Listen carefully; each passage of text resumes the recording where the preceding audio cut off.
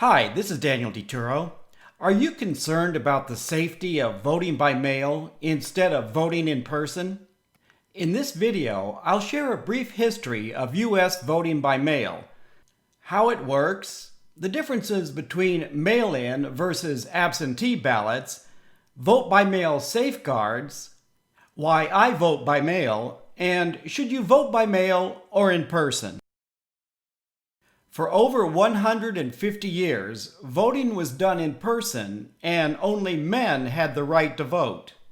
Voting by printed paper ballots is relatively recent. The Founding Fathers voted by voice. The first paper ballots appeared in the early 1800s and were blank pieces of paper. Printed ballots appeared around the mid-1800s.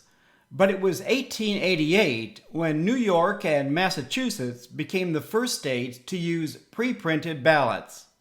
Voting by mail dates back to the Civil War. Soldiers could vote without returning home. By the late 1800s, some states allowed civilians meeting specific criteria to cast absentee ballots. In 2000, Oregon became the first state to move to an all mail-in voting system. Unlike many countries, there are few federal laws governing voting. The U.S. Constitution allows each state to determine when, where, and how elections will be held. As I've said, each state determines the laws governing voting and who is eligible to vote. Some basic qualifications are age, citizen of the United States, resident of the state and county, and no felony convictions. If you meet the qualifications and register, you're eligible to vote. Registered voters receive election information, sample ballot with their designated precinct and polling place, and tons of political advertisements. Except for 5 states, most states required registered voters to request a mail-in ballot. Some states, like Arizona, have a permanent early voting list. Arizona voters requesting an early ballot are not automatically placed on the permanent early voting list. Arizona voters must request to be added to the permanent list regardless how many times they've used mail-in voting. Only registered voters can request a mail-in ballot, and it must be returned by the Election Day deadline to be counted. After completing an early ballot, voters have several options to return their ballot. It can be returned by mail, dropped off at an early polling place, or at a polling place on Election Day. Recently, there has been growing concern about the security of mail-in versus absentee ballots, or of voting by mail in general. Today's controversy about the security of mail-in versus absentee ballots comes from a vocal minority spreading misinformation. What's the difference between mail-in and absentee ballots? In most cases, a voter can request a mail-in ballot without providing a reason. Absentee ballots usually require a legitimate reason, like serving in the armed forces and being stationed in another state or country. These 5 states have 100% vote-by-mail elections. These 12 states require a reason for requesting a mail-in ballot. For the remaining states, no reason is required to request a mail-in ballot. Whether a ballot is called absentee, mail-in, early, or other similar name, there's no difference in how the ballot is produced and processed. Some people believe voting by mail results in millions of fraudulent ballots. There are powerful special interests that prefer a government run by a political party that shares their interests. An election lost by a few hundred votes can mean the difference between business as usual and less power and profits.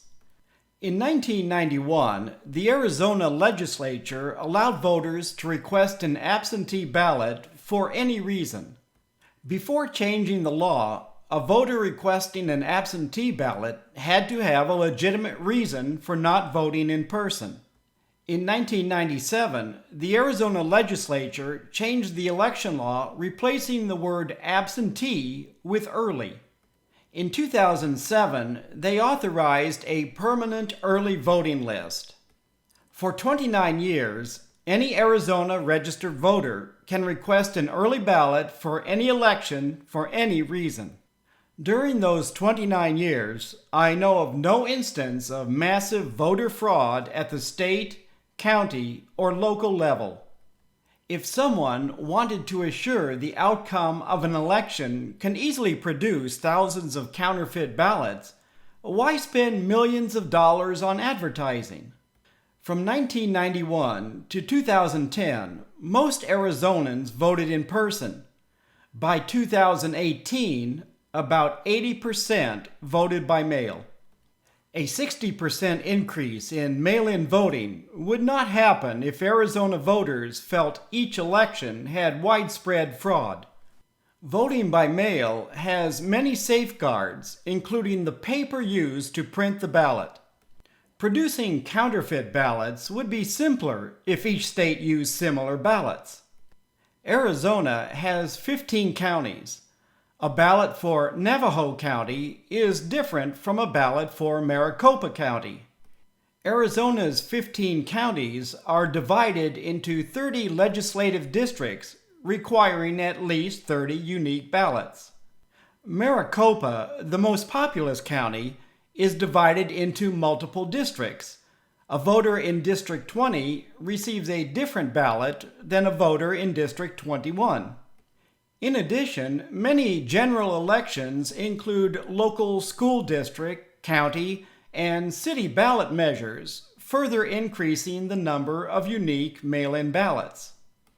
Voters living in Phoenix receive a different ballot than voters living in Scottsdale or Tempe. Each ballot's return envelope has a unique barcode for that voter. The ballot envelope must be signed.